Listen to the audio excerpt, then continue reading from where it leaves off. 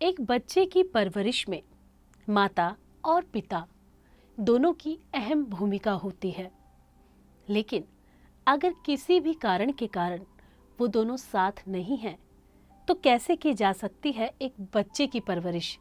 आज इस विषय पर चर्चा करेंगे। नमस्कार दर्शकों, मैं ज्योति एक बार फिर से स्वागत करती हूं आप सभी का हमारे बेहद विशेष कार्यक्रम क्या है परवरिश में। और हमारे इस कार्यक्रम में हर बार की तरह इस बार भी हमारे साथ स्टूडियो में मौजूद है महेश्वरी नाग कुमारी जी, जो पिछले 27 सालों से PSSM से जुड़ी हुई हैं, जो फाउंडर है पिरामिड बाल विकास की, जिन्होंने MSc किया है चाइल्ड डेवलपमेंट में। तो चलिए सबसे पहले मिलकर महेश्वरी जी का स्वागत करते हैं। महेश्वरी जी, बहुत स्वागत करूंगी कार्यक्रम में आपका। महेश्वरी जी, जैसा कि मैंने कार्यक्रम की शुरुआत में ही कहा कि किन्हीं भी कारणों से हम एक साथ अपने बच्चे की परवरिश नहीं कर पा रहे हैं, तो मैं चाहूँगी कि आज हम इस विषय पर चर्चा करें। लेकिन बहुत सारे सवाल हैं जो माता पिता के हमारे पास आते हैं, तो सबसे पहले हम माता पिता का सवाल सुन लेते हैं। एक सिंगल पेरेंट कैसे अपने बच्चे की परवरिश कर सकता है? बिल्कुल महेश्वरी जी, जैसा कि हमारे पास सवाल भी आया है और हमारा आज का टॉपिक भी यही है कि जो सिंगल पेरेंट होते हैं उन्हें अपने बच्चे की परवरिश करने में किस तरह के जो चैलेंजेस हैं वो फेस करने पड़ते हैं। मैं चाहूँगी उसके बारे में आप बताएं। सिंगल पेरेंट हो या दोनों पेरेंट, एक rising a child it's a joyful art. तो उसके लिए अगर वो प्रिपेयर्ड हो वो जर्नी के लिए, तो वो जर्नी बहुत अच्छा रहेगा सफलता से। और अगर वो प्रिपेयर्डनेस नहीं है, मनी चैलेंजेस रहता है। और इस सिंगल पेरेंट के लिए थोड़ा और चैलेंजेस रहेगा, क्योंकि जिस सोसाइटी में हम रह रहे हैं वो सोसाइटल स्टिग्मा, माने वो सिंगल पेरेंट अगर डिवोर्स से हुआ या सेपरेटेडनेस है या फोर्स्ड सिंगल पेरेंट, माने कोई जॉब के लिए या बिजनेस के वास्ते दूर में रहता है, यहाँ पे मदर या फादर को अकेले संभालना पड़ता है बच्चों को, उस तरह का भी है। तो किस कारण से वो सिंगल पेरेंट था, उस वो कारण भी कभी कभी उसके लिए एक चैलेंज होता है, क्योंकि सोसाइटल स्टिग्मा। अगर ये डिवोर्स ही है तो सोसाइटी एक तरह देखेगा, एक विडो या विडोवर है तो अच्छा उनके लिए सिंपैथी एम्पैथी रहता है वहाँ पे। तो ऐसा रीज़न किस तरह से वो किस वजह से वो सिंगल पेरेंट है, वो एक चैलेंज बनेगा। और दूसरा है फाइनेंशियल चैलेंजेस भी रहेगा, क्योंकि अगर किसी पेरेंट वो जो फादर हो या मदर फाइनेंशियली स्टेबल नहीं है तो बच्चों का ख्याल रखना, इधर फाइनेंस के इसके लिए उसके काम करना पड़ेगा, पूरा सारे के सारे रोल्स उसी को निभाना पड़ेगा। वहाँ भी स्ट्रेस फील करेगा जनरली, क्योंकि यहाँ पे टाइम मैनेजमेंट का बात आता है, बाहर भी काम करना, यहाँ घर में भी केयर करना है। और तीसरा होता है उसका इमोशनल स्टेटस। हम पहले जैसे बात किया, सोसाइटल स्टिग्मा एक है, तो ये अगर ये प्रिपेयर्ड है वो सिंगल पेरेंट स्टेटस के लिए, अगर डिवोर्स का बात करें तो वहाँ पे इससे फोर्स्ड डिवोर्स या खुद वहाँ पे कुछ वायलेंस या कुछ ये हुआ ताकि वो बाहर आए तो ही एक फ्रीडम मिले, अच्छा सा रेज करे वो चाइल्ड का, उस केसेस में वो फादर या मदर केयर लेते हैं। लेकिन if it is a forced one, वहाँ पे वो रेडी नहीं थी, नहीं तो वो पेरेंट फादर हो सकता है, तो वहाँ पे उनका जो इमोशनल टर्बुलेंस, इमोशनल वो जो वो झेल रहे वो भी बच्चों के ऊपर वो दिखा सकते हैं। वहाँ पे वो जो ट्रॉमा वो कैरी कर रहे हैं वो यहाँ पे इम्पैक्ट करेगा बच्चों का रेजिंग में।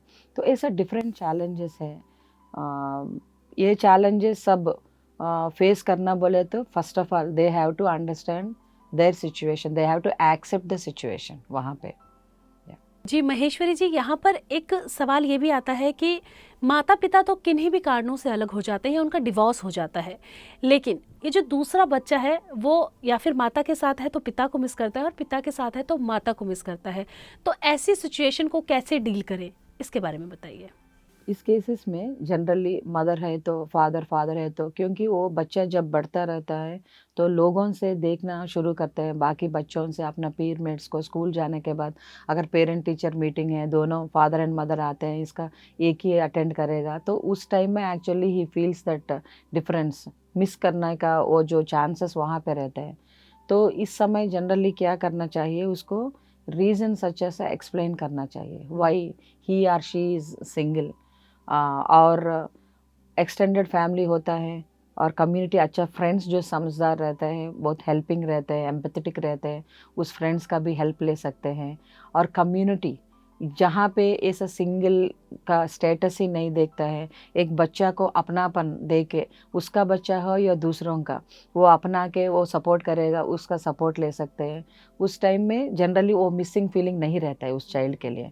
इसके बारे में ओशो जी बोलते हैं एक्चुअली सिंगल है या दोनों पेरेंट, कभी कभी ऐसा होता है जहाँ पे अंडरस्टैंडिंग नहीं है, उनका उनका ही एक्चुअली अपने पर अपने इमोशंस पे काबू नहीं है, वहाँ पे अच्छा है कि वो चाइल्ड को अलग करके एक्चुअली कम्युनिटी में ग्रो करना चाहिए, जहाँ पे उसको अच्छा फैसिलिटीज़ मिले, जहाँ पे उसको अच्छा इमोशनल पैटर्न, वो जो एनवायरनमेंट मिलता है। तो यहाँ जनरली एक ही पेरेंट रहे तो जनरली वो चाइल्ड ग्रो होने के बाद वो कंपैरिजन्स में आया तो ही वो मिसिंग फीलिंग रहता है। तो वो जो एक ही पेरेंट जो है वो जो emotionally very connected with the child, सारे के सारे उसको फैसिलिटीज़ मिल रहे हैं, अच्छा ओपनली उसके साथ बात करते हैं, तो जनरली वो मिसिंग का फीलिंग नहीं आता है। महेश्वरी जी, बात कर रहे हैं हम सिंगल पेरेंट की, लेकिन सिंगल पेरेंट होने से पहले वो एक परिवार में रहते हैं, वो एक साथ रहते हैं, वहाँ काफ़ी लड़ाई झगड़ा होता है, उसका बच्चे पर किस तरह का असर पड़ता है, मैं चाहूँगी इसके बारे में आप ज़रूर बताएं। डेफिनेटली असर रहेगा, क्योंकि यहाँ पे जो अंडरस्टैंडिंग की कमी से ही वो झगड़ा होता रहता है, और अपना अधिकार दिखाने के लिए, नहीं तो अपना अपना रोल में क्लैरिटी नहीं रह के, नहीं तो कुछ problem seriously there is some problem with the mental health या फिजिकल हेल्थ से कुछ इश्यू है, फाइनेंशियल सीवियर कंस्ट्रेंट है, कुछ भी हो वहाँ पे, तो एक अंडरस्टैंडिंग नहीं है, एक कंपैटिबल पोजीशन नहीं रहे तो ही वो झगड़ा होता रहता है। लेकिन वहाँ पे एक कंस्ट्रक्टिव डिस्कशन उसको सॉल्व करने के लिए हो रहा है तो वो कुछ प्रॉब्लम नहीं, लेकिन वो क्वारलिंग में चला गया था, अपने अपने बात सही प्रूव करने के लिए झगड़ा हो रहा, तो तब ये बच्चा जो देख रहा था उसका इमोशनल पैटर्न बहुत अलग सा डेवलप हो जाएगा। वहाँ पे क्या है कि एक स्ट्रेस, एक एंग्जाइटी बिल्ड होता है, और वहाँ पे वो जो गुस्सा एक दूसरे के ऊपर निकालने के लिए कोशिश करते हैं, वो सब बच्चा अपनाता है, वो सब वो ट्रॉमा उसके अंदर भी रहता है। जनरली वो जैसे लगा झगड़ने वाले पेरेंट्स जो रहते हैं, ऑलरेडी वो जो कैरी कर रहे हैं ट्रॉमा, उसी की वजह से एक फिक्स्ड माइंडसेट से ऐसे ही रहना, ज़िंदगी पार्टनर पे ज़्यादा एक्सपेक्टेशन, ओवर एक्सपेक्टेशन, या ऐसे ही रहना जो उसको सिखाया गया, उसी इससे वहाँ पे झगड़ा होता रहता है। The same they will pass on to the child. वहाँ पे क्या है, वो चाइल्ड जो ऑब्जर्व करता है उसके लिए पेरेंट्स ही दुनिया है, तो उसको उस उम्र में समझ में भी नहीं आता है कि क्यों ये झगड़ा हो रहा है, क्यों एक के ऊपर एक अधिकार दिखा रहे हैं, नहीं तो क्यों एक के ऊपर एक मैंने अपना पॉइंट सही प्रूव करने के लिए किसी भी तरह का आर्गुमेंट में वो चला जाता है। तो ये सब चाइल्ड में बहुत सवाल उठाई देता है, तो क्यों ये सब हो रहा, क्या है ये रिलेशनशिप, माने वो ट्रस्ट खो बैठता है, कहीं भी जाओ लोग ऐसे ही रहेंगे क्या, ऐसा डोमिनेट करते रहते हैं क्या ईच अदर को, क्योंकि वो अपना पेरेंट्स की विंडो से ही दुनिया को देखता है, पेरेंट्स ही उनका रास्ता है, उसी रास्ता से वो दुनिया देखने को जाता है। तो वहाँ पे क्या, वो जो क्वारलिंग पेरेंट्स, वो जो ज़्यादातर अगर एजुकेटेड है, थोड़ा भी उसको अंडरस्टैंडिंग है, तो वो जनरली वो क्वारलिंग या कुछ भी चल रहा है वो चाइल्ड के सामने ना करे तो अच्छा है, अगर हो रहे तो ऐसा जाएगा सिचुएशंस, वो चाइल्ड को काउंसलिंग के लिए लेके जाना पड़ेगा, उसको फिर मोटिवेट करने के लिए ज़िंदगी में बहुत कुछ उसके साथ करना पड़ता है। महेश्वरी जी, जैसे कि आप बच्चों से मिलती हैं, पेरेंट्स से मिलती हैं, बहुत सारी सिचुएशन आपके सामने भी ऐसी आती होगी, तो बच्चे कहीं ना कहीं अपनी भावनाएं जो हैं वो आपसे शेयर करते होंगे। मैं चाहूँगी कुछ ऐसे एग्जांपल्स जो आपने अपने साथ बच्चों से सुने हों कि उन्हें ऐसा फील होता है या उन्हें वैसा फील होता है, मैं चाहूँगी आप ज़रूर शेयर करें।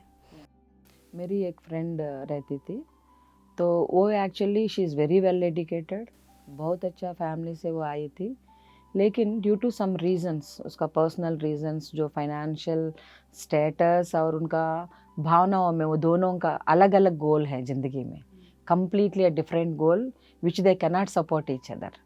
तो उस रीज़न में वो लोगों को बहुत झगड़ा होता था, तो वो लोग सोचे ऐसे झगड़ा हर दिन ऐसे मिल के झगड़ा करने से वजह अलग होके रहेंगे, और वो बच्चा का कस्टडी कुछ दिन वो देखेगा बाद में ये।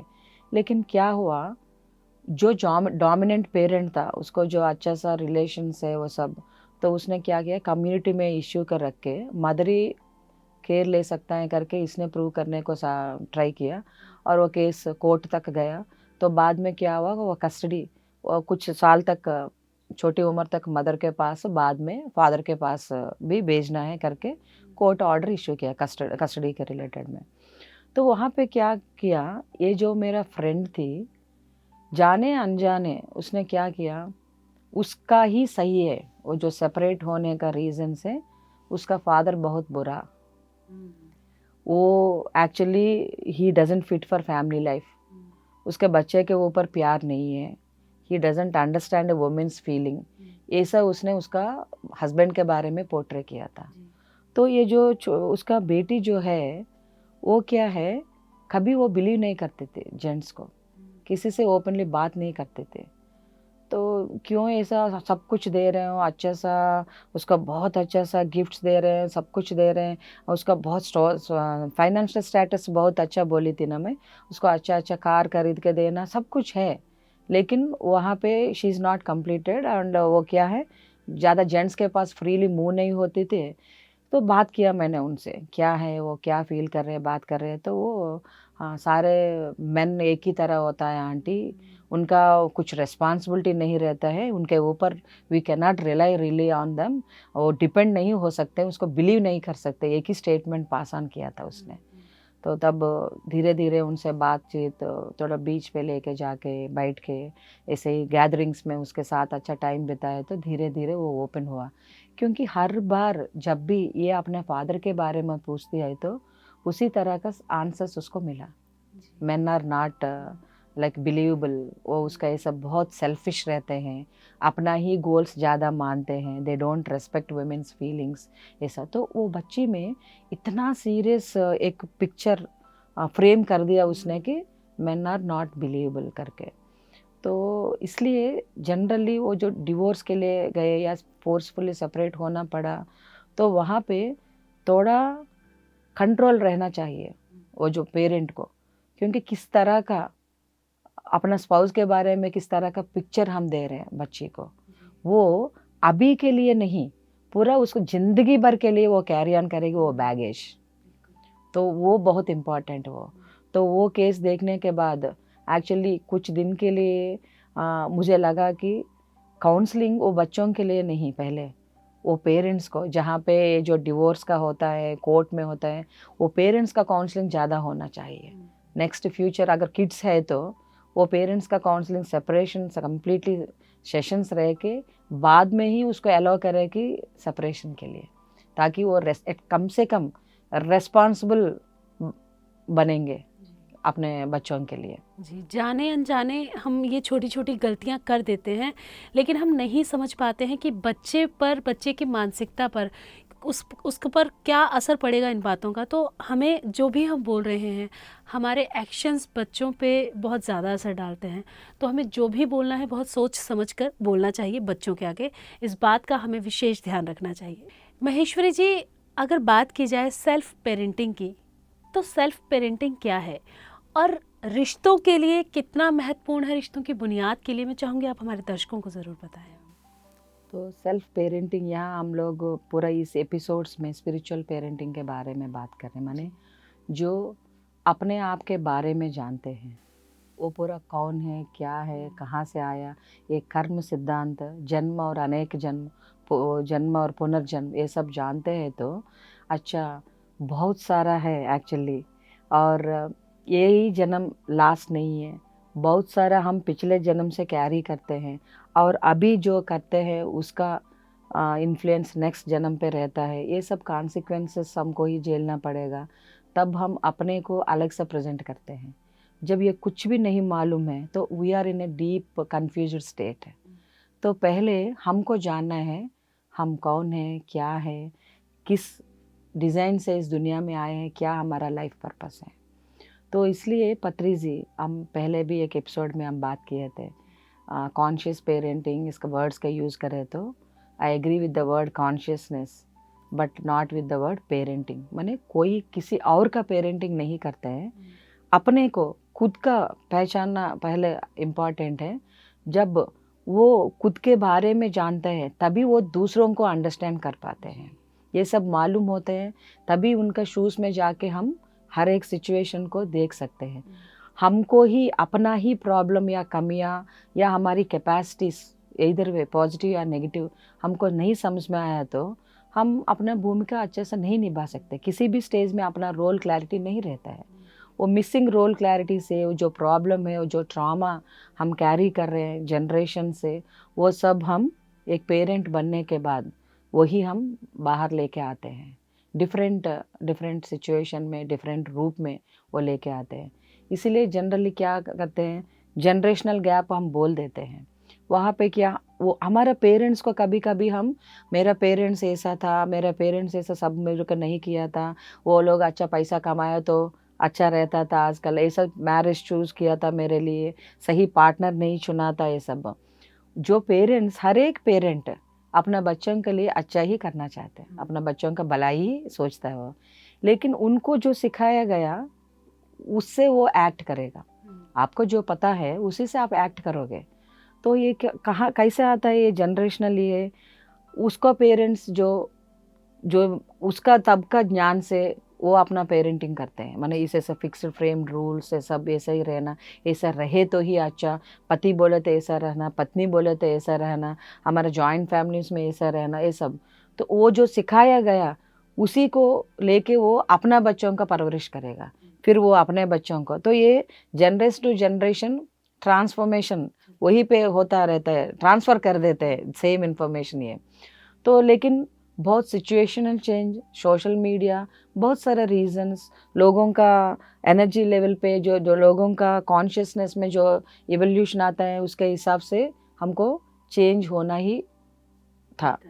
तो और ये जो बच्चों के बारे में जब हम बात करते हैं, ये जो बच्चे आ रहे हैं आजकल पैदा हो रहे हैं, वो हमसे ज़्यादा इवॉल्व्ड सोल्स है। उम्र में हमसे छोटा है, लेकिन सोल्स एज में देखे तो बहुत अंडरस्टैंडिंग और मैच्योरिटी से डिफरेंट लाइफ यहाँ जीने के लिए, डिफरेंट अनुभव अर्थ पाठशाला में वो पाने के लिए यहाँ पे आ रहे हैं। तो यहाँ कितना तक हम लोग अपने को ग्रूम करके रखे हैं, उसका वो अच्छा सा वो जो चाहते हैं उस तरह का पेरेंटिंग देने का, नहीं तो उस तरह का केयर देने के लिए। यहाँ मुझे ओशो जी का बात बहुत याद आ रहा है।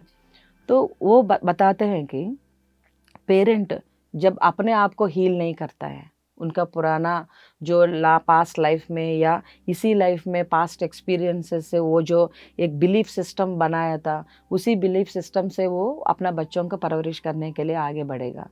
तो यहाँ पे अपने फर्स्ट पेरेंट को अपना ट्रॉमा से बाहर आना चाहिए। और लुइस एल है, उसने जो you can heal your life, उसमें भी वो अच्छा सा बताता है कि वो जो अनहील्ड पार्ट जो है, वही माने हमारे अंदर भी एक बच्चा है, वो अंतर शिशु। अगर उसका अच्छा ख्याल आप नहीं रखे, उसको आप अच्छे से नहीं समझे, उसको जो प्यार मिलना तो वो नहीं मिला, तो वो गैप से ही हम भी अपना परवरिश शुरू कर देते हैं। यहाँ पूर्णता नहीं है, कंप्लीट अंडरस्टैंडिंग नहीं है। आपका अगर कंप्लीटेडनेस आपके पास है तो उसी एंगल से आप नेक्स्ट आप दे सकते हैं। कुछ आपके पास ही बहुत कमियां हैं, आप ही बहुत सारे इश्यूज रिपेयर नहीं किया, आप जो ने रिपेयर नहीं किया था वही रिपीट होता है। क्योंकि हम इस दुनिया में आए हैं लर्न करने के लिए, सीखने के लिए। जब तक हम नहीं सीखेंगे, जब तक हम आगे नहीं बढ़ेंगे, तब तक वो सिचुएशन हमको रिपीट होता ही रहता है। तो पहले और क्या बोलते हैं, वो बच्चे जो है हमारा मिरर इमेजेस है, माने जो है हमारे अंदर वही हम पोर्ट्रे करते हैं अपने बच्चों के रूप में। जो हम अपने पेरेंट्स से सीखे हैं और जो हमारे अंदर है वो अपने बच्चों में देखते हैं हम लोग। तो पहले करेक्शन, वो मिरर इमेज को हम चेंज नहीं करते। मिरर में जो इमेज दिख रहा है उसको कभी आप सुंदर नहीं बना सकते हो। यहाँ आप चेंज करोगे तो वहाँ पे इमेज अच्छा रहेगा। तो बच्चों को हम पहले टीक करने को, बच्चों को पहले अच्छा संस्कार दें, बच्चों को बदलेंगे, वो सोच एक्चुअली सही नहीं है। पहले हमारे ऊपर हमको काम करना है, हमारा एक्टिविटीज़, हमारा क्या फीलिंग्स, हमारा क्या इमोशनल पैटर्न्स, हमारा क्या अनहील्ड पार्ट है, उसको एड्रेस करना है। खुद का सेल्फ का जब आप ख्याल रखोगे, आप सेल्फ पे काम करोगे, तभी एक्चुअली वो बच्चों में हम रिलेशनशिप में चेंजेस या आपस पेरेंट्स के या फैमिली मेम्बर्स के बिटवीन या बच्चों के साथ हम अच्छा सा बिहेव कर सकते हैं। तो यहाँ पे सेल्फ पेरेंटिंग जब वर्ड हम निकलेगा तो खुद के ऊपर हम काम करना चाहिए। हम क्या है पहले हमारे इमोशनल पैटर्न पे सबको हम समझे तो तभी हम अच्छा किसी दूसरों को हम अच्छा अंडरस्टैंड कर सकते हैं। तो इसीलिए ओशो जी बहुत वो सुनने के लिए अच्छा नहीं लगेगा, क्योंकि हम जितना कंप्लीट पुराने ज़माने से हम पेरेंटिंग बोले थे ऐसा, शादी बोले थे ऐसा, ऐसा है बहुत सालों से चल रहा है करके हम सोचते हैं, लेकिन वो बोलते हैं अभी चेंज टाइम आया था चेंज होने के लिए। वो कंप्लीट वही विशियस साइकिल, वो जो ट्रॉमा, वो जो अनहील्ड पार्ट, उसी का आप कैरी करने से बदले आप पहले टाइम लो, वक्त लो। एज आ गया, फिजिकल एज कभी मत देखो। आप शादी के लिए तैयार मत हो। अगर शादी कर लिया करके बच्चों को पैदा मत करो। पहले आप स्पिरिचुअल बनो, माने अपने आप को जानो और आप जागरूक हो। आप किस तरह, आपको पहले हैप्पीनेस पता है क्या क्या होता है? आपका प्यार देना लेना बोले तो आपको पता है क्या? जब आप प्यार का वो सही मीनिंग आप समझो तो तभी you can become an unconditional parent. Unconditional प्यार आप दे सकते हो। वहाँ पे कुछ कंडीशंस नहीं है। आप ये करें तो ही मैं प्यार करूँगा, आप ऐसा रहो तो ही मेरा प्यार मिलेगा, आप मेरा एक्सपेक्टेशन से जियोगे तभी मैं आपको प्यार कर सकता हूँ, ऐसा कुछ नहीं रहेगा। प्यार के लिए प्यार करोगे। तो बिल्कुल महेश्वरी जी, हमारे आज के इस एपिसोड में हमने बात की सेल्फ पेरेंटिंग के बारे में, हमने बात की डिवोर्स के बारे में, सिंगल पेरेंट किन्हीं भी कारणों से हो सकते हैं इसके बारे में। तो मैं चाहूँगी कुछ ऐसे टिप्स ऐसे पेरेंट्स को जो आप दें और उनके लिए फ़ायदेमंद हों, आप ज़रूर दें।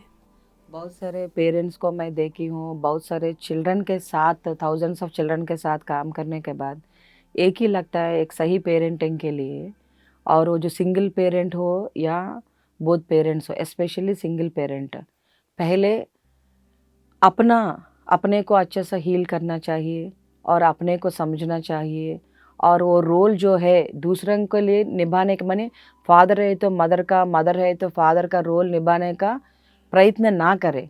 वो जैसा है वैसा रह के उसका जो रोल है कंप्लीट वो प्यार दिया तो automatically the child will get the other part also. जी, तो बिल्कुल महेश्वरी जी, जैसे कि आपने कहा कि जब भी हमें पता चल रहा है हम तब से ही शुरुआत कर सकते हैं। हम कभी भी एक नई शुरुआत कर सकते हैं और कभी किसी तरह के गिल्ट में ना जाएं। आप जब भी अपने बच्चे की परवरिश करना चाहते हैं, अच्छे से उसकी परवरिश करें और उसको जीवन के बारे में समझाएं, उसे कैसे उसे जीवन में आगे बढ़ना है इस बारे में समझाएं। तो आप भी जब भी स्टूडियो में आती हैं बहुत अच्छी जानकारी हमें और हमारे दर्शकों को देती हैं, कैसे हम पेरेंटिंग करें, कैसे हम बच्चों को समझाएं, कैसे हम उनकी हर चीज़ को समझें। हमें उनके लिए खुद बच्चा बनना पड़ेगा, ये सारी जानकारियाँ आप हमें देती हैं। साथ ही आप अपने एक्सपीरियंस भी हमेशा हमसे शेयर करती हैं, इसके लिए आपका बहुत बहुत धन्यवाद। तो बिल्कुल दर्शकों, हमारे आज के इस एपिसोड में हमने चर्चा की सेल्फ पेरेंटिंग के बारे में, हमने चर्चा की डिवोर्स के बारे में, हमने चर्चा की सिंगल पेरेंट के बारे में, हमने बात की कि किस तरह से जो ये 3 तरह के लोग होते हैं किस तरह से अपने बच्चे की परवरिश कर सकते हैं, किस तरह से बच्चे को जीवन में आगे बढ़ा सकते हैं। हमें एक दूसरे के बारे में नेगेटिव नहीं बोलना है, हमें एक दूसरे के बारे में अच्छा बोलना है, चाहे हमारा अलग होने का कोई भी रीज़न हो, ताकि उससे बच्चे के दिमाग पर, बच्चे की मानसिकता पर किसी भी तरह का कोई असर ना पड़े। हमारे आज के इस एपिसोड में बस इतना ही। हम फिर मिलेंगे आपसे हमारे बेहद विशेष कार्यक्रम परवरिश में। तब तक देखते रहिए PMC हिंदी। नमस्कार।